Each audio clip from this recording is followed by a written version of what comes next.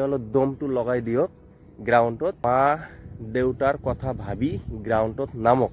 Hello' guys, welcome back to my new journey channel. Guys, আপোনালোকে যদি ৰানিঙত কম দূৰ আছে তেতিয়াহ'লে এইখন ভিডিঅ' চাওক। 100% ৰানিঙত আপোনালোকে ভাল হৈ যাব। হেল্ল' গাইজ, মই কেনেকৈ ৰানিং কৰিলোঁ আৰু কেনেকৈ হাৰ্ড ৱৰ্ক কৰিলোঁ, কেনেকৈ চাকৰিখন পালোঁ, ইয়াৰ বিষয়ে আপোনালোকক মই কৈছোঁ যে আপোনালোকে এনেকৈ কৰি থাকক, আপোনালোকেও চাকৰিখন পাব 100%। এইটো চিয়'ৰ, একদম কনফাৰ্ম। যদি আপোনালোকে কৰিব পাৰে এনেকৈ হাৰ্ড ৱৰ্ক মোৰ দৰে, তেতিয়াহ'লে আপোনালোকেও পাৰিব। আৰু এটা কথা, মই যদি পাৰিছোঁ আপোনালোকে কিয় নকৰিব? মইতো মানুহ, আপোনালোকে মানুহ, গতিকে আপোনালোকে চেষ্টা কৰক, আপোনালোকৰ হ'ব 100%। প্ৰথমতে যিহেতু ঘৰৰ ওচৰত চৰ আছে, আপোনালোকে পাৰিলে চৰত যাব, কাৰণ চৰত এটা ৰাউণ্ড আৰু গ্ৰাউণ্ডত দুটা ৰাউণ্ড একেই সমান। যদি আপোনালোকৰ ঘৰৰ ওচৰত চৰ থাকে তেতিয়াহ'লে আপোনালোকে চৰত যাব। চৰত যাই কিনে 800 মিটাৰ এটাৰ গ্ৰাউণ্ড বনাই ল'ব। গ্ৰাউণ্ড বনাই কিনে আপুনি সদায় তাত 8খন কৰি মাৰিব, বেছি নহয় 800 মিটাৰ গ্ৰাউণ্ডত 8খন কৰি মাৰিব আপোনালোকে। যদি মাৰিব পাৰে তেতিয়াহ'লে আপুনি বহুত বেনিফিট হ'ব ৰানিঙত।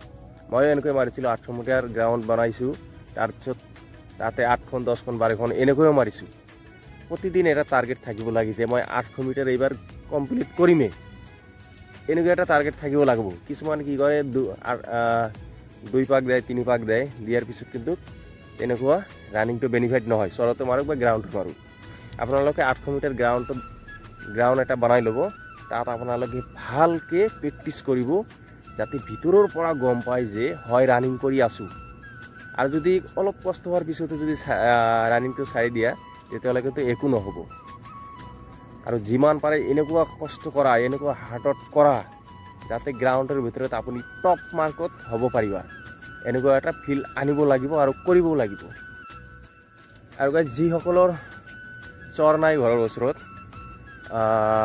তেওঁসকলে আপোনালোকৰ 400 মিটাৰ গ্ৰাউণ্ডত আপোনালোকে যাওক আৰু তাত ৰেগুলাৰলি কমচে কম 16 বা 20 মানে 16ৰ পৰা 20 লৈকে আপোনালোকে পাক মাৰিব লাগিব।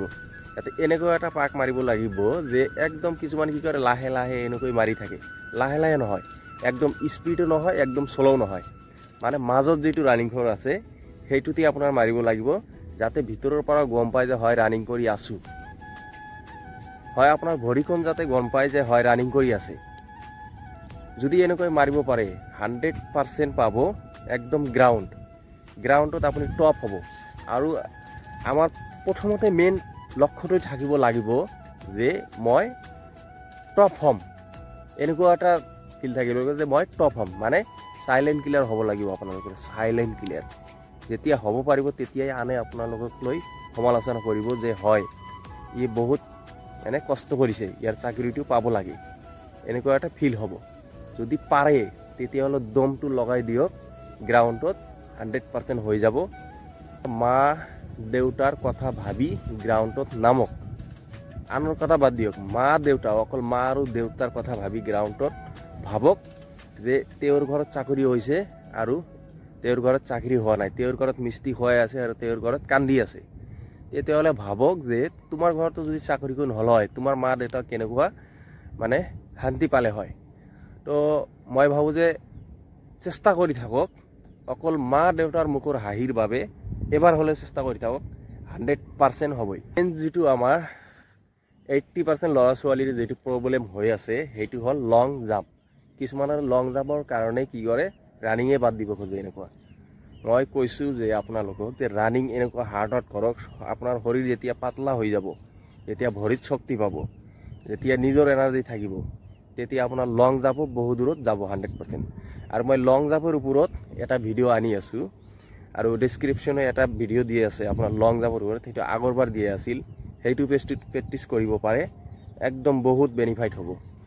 আৰু মই লং জাম্পৰ ওপৰত ভিডিঅ' এটা মই আনি আছোঁ অতি শীঘ্ৰেই।